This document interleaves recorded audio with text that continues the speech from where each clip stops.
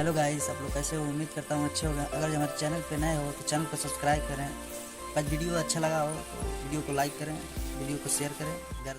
तनका गौर से देखा हो, तनका गौर से देखा बदल गई स्टाइल रे दैया, स्टाइल रे दैया। बेलना पकड़े वाले हाथन में मोबाइल रे दैया।